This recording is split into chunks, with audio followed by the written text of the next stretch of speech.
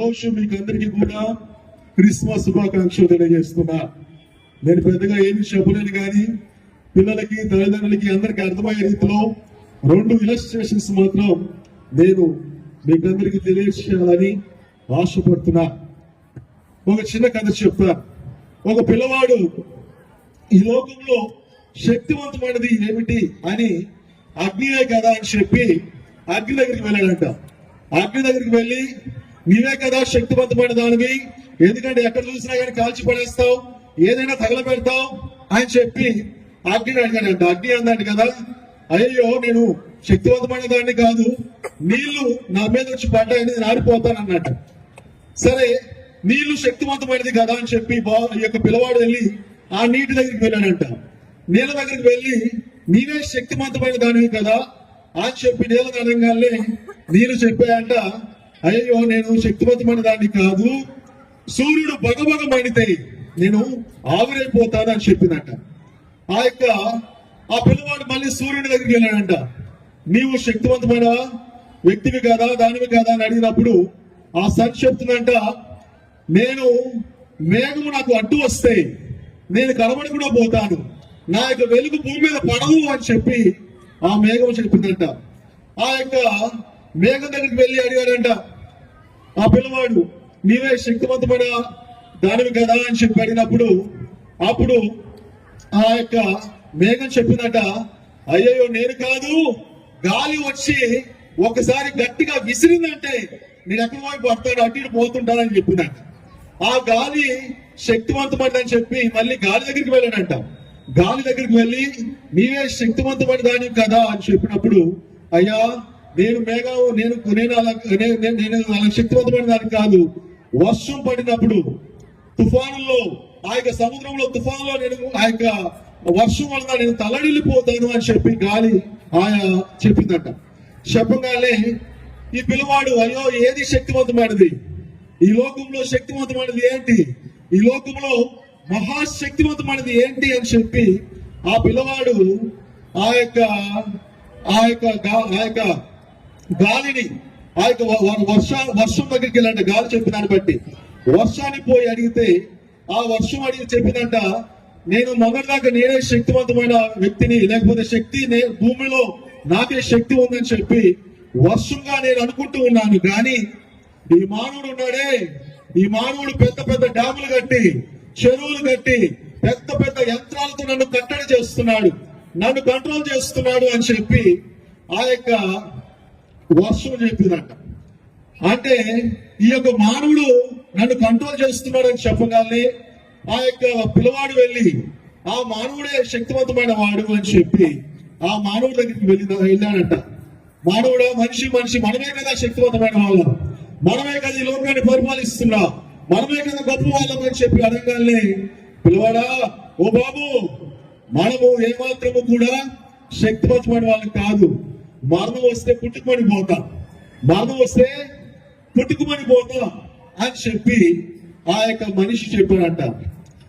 ఇక మరణం దగ్గరికి వెళ్ళి అడగాలని చెప్పి ఆ మరణం దగ్గరికి వెళ్ళి అడిగాడంట, ఓ మరణమా, నీవే కదా మనుషులందరినీ కూడా భూమి మీద లేకుండా చేస్తున్నావు, నీవే కదా భూమి మీద లేకుండా చేస్తున్నావు, నువ్వే గొప్పదానివి అని చెప్పి అడగగానే, అవును నేనే గొప్పదాన్ని అనుకున్నాను, కానీ ఒక ఆయన జన్మించాడు, ఒక ఆయన భూమి మీద పుట్టాడు, ఆయన అందరిలాగానే జీవించాడు, అందరిలాగానే ఉన్నాడు, కానీ ఆయనను కూడా నేను అందరిలాగానే మరణంతో బంధించాలి, మరణంతో వాళ్ళందరినీ కూడా నేను సమాధి చేసినట్లు ఆయన కూడా చేయాలి అనుకున్నాను. కానీ ఆయన నేను బంధించడానికి వెళ్ళాను, కానీ ఆయన 3వ దినాన తిరిగి లేచాడు. ఆయన లేచి సర్వ మానవాళికి కూడా ఆయన అనుసరించిన వాళ్ళందరికీ కూడా మరణాన్ని క్యాన్సిల్ చేశాడు, మరణం లేకుండా చేశాడు. ఆయన పునరుత్థానుడయ్యాడు. ఆయనతో పాటు ఎవరైతే ఆయనను విశ్వసిస్తారో వారందరూ కూడా పునరుత్థానులుగా తిరిగి బ్రతకడానికి, మహిమ శరీరాలతో జీవించడానికి దేవుడి చట్టంగా ఆయన చేశాడు. ఆయన ఎవరో కాదు, ప్రభువైన యేసుక్రీస్తు వారు అని చెప్పిందంట మరణం. కనుక ఆయనను అనుసరించి వారందరికీ మరణంపై జయం అనుగ్రహించినట్లు యేసుక్రీస్తు వారు దేవుడి చట్టంగా మరణంపై జయాన్ని అందరికీ ఇచ్చాడు. అందుకే మనం జరుపుకోవాలి క్రిస్మస్. ఆయన మరణంపై జయాన్ని ఇవ్వడానికి, మరొక జీవితాన్ని మనకు ప్రసాదించడానికి, మనకి ఈ యొక్క గొప్ప ఆధిక్యతను కలిగజేయడానికి, మనకి మరణాన్ని క్యాన్సిల్ చేసిన ఆ యొక్క మహోన్నతుడిని కీర్తించడానికి మనం క్రిస్మస్ జరుపుకోవాలి. కనుక ప్రియమైన దేవుని బిడ్డలారా, దేవుడు చాలా మహోన్నతుడు. దేవుడు మనల్ని చాలా ప్రేమిస్తున్నాడు. దేవుడు ఎంత ప్రేమించాడంటే, ఆయన ఎంత ప్రేమించాడని మనం తెలుసుకోవడానికి ఆయన ఎలాగ సృష్టి చేశాడు, ఆయన ఎంత పెద్ద విశ్వాన్ని చేశాడు, ఈ యొక్క భూమిని ఎలాగ శూన్యంలో వేలాడదీశాడు అనేది మనం ఆలోచన చేయాలి. ప్రియమైన స్టూడెంట్స్, నేను మీకు అర్థమయ్యే రీతిలో మరొక చిన్న ఉదాహరణ చెప్తాను. మనకందరూ తెలుసు, భూమి మీద నుంచి చంద్రుడి మీదకి వెళ్ళడానికి పట్టే సమయం కాంతి వేగంతో భూమి మీద నుంచి చంద్రుడి దగ్గరికి చేరడానికి పట్టే సమయం ఎంతో తెలుసా మీకు? కాంతి వేగంతో అంటే స్విచ్ వేసి లైట్ వెలుగుతుంది చూసారా? స్విచ్ వేసి లైట్ వెలిగే అంత వేగంతో మనము చంద్రుడి దగ్గరికి, మూన్ దగ్గరికి వెళ్ళడానికి పట్టే సమయం, ఆ స్విచ్ వేసి లైట్ వెలిగే అంత స్పీడ్ గా మనం చంద్రుడి దగ్గరికి వెళ్ళడానికి పట్టే సమయం కేవలం 1.5 సెకండ్ మాత్రమే. సూర్యుడి దగ్గరికి చేరడానికి పట్టే సమయం ఎంత తెలుసా? స్విచ్ వేసి లైట్ వెలిగేంత వేగంతో మనం ప్రయాణం చేసినట్లయితే సూర్యుడి దగ్గరికి చేరేకానికి పట్టే సమయం 8.5 నిమిషాలు. అదేవిధంగా ఆరు బయట మనం కూర్చున్నప్పుడు, ఆకాశం వైపు తేలి చూసినప్పుడు కొన్ని నక్షత్రాలు కనబడతాయి మనకి. దాన్ని ఏమన్నారంటే ఆల్ఫా సెంటోరి అంటారు. ఈ ఆల్ఫా సెంటోరి అనే నక్షత్రం దగ్గరికి చేరడానికి కాంతి వేగంతో, అంటే స్విచ్ వేసి ఆ యొక్క లైట్ వెలిగేంత వేగంతో మనం కానీ ఈ భూమి నుంచి ప్రయాణం చేస్తే ఆ కనపడే నక్షత్రం దగ్గరికి వెళ్ళడానికి పట్టే సమయం ఎంతో తెలుసా? ఎంత? 1.5 సెకండ్ కాదు, 8.5 నిమిషాలు కాదు, సుమారుగా సైన్స్ మనకు చెప్తుంది 4.5 సంవత్సరాల కాంతి వేగము, కాంతి సంవత్సరాలు అని చెప్తుంది. 4.5 సంవత్సరాలు పడుతుందంట అక్కడికి వెళ్ళడానికి. కనుక కనబడే నక్షత్రాల దగ్గరికి వెళ్ళడానికి 4.5 సంవత్సరాలు పడితే మనం టెలిస్కోప్ లో చూస్తూ ఉంటాం. ఆ టెలిస్కోప్ లో చూసినప్పుడు కొన్ని నక్షత్రాలు కనబడతాయి. ఆ యొక్క టెలిస్కోప్ లో చూసిన ఆ యొక్క నక్షత్రం దగ్గర చేరడానికి 8 సంవత్సరాలు పడుతుంది తెలుసా?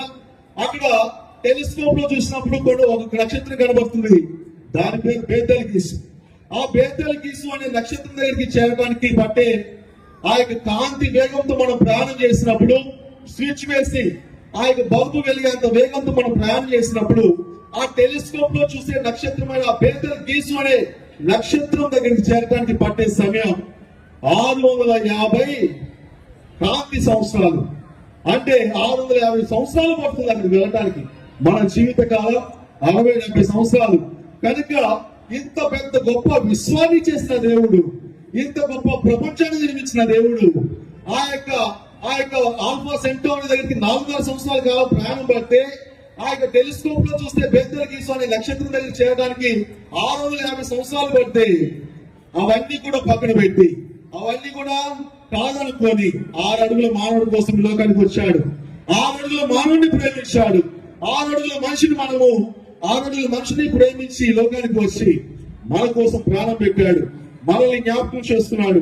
మన కన్నీటి సంకట సమయాల్లో, మన యొక్క ఆవేదన సమయాలన్నింటినీ కూడా ఆయన తీసివేశాడు. అందుకే ఆయన మనల్ని ప్రేమించాడు.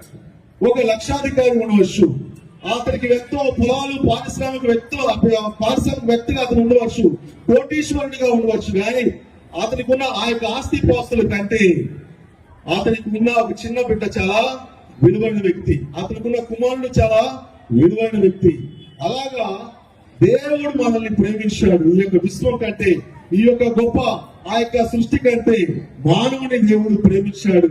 కనుక ఆ పిల్లవాడు అడిగాడు, ఏది ఈ భూలోకంలో శక్తివంతమైనది అంటే యేసుక్రీస్తు వారు. ఆయన మరణాన్ని మనకి క్యాన్సిల్ చేసి మనకు మరలా పునరుద్ధరణ ఇవ్వడానికి ఈ లోకానికి వచ్చాడు.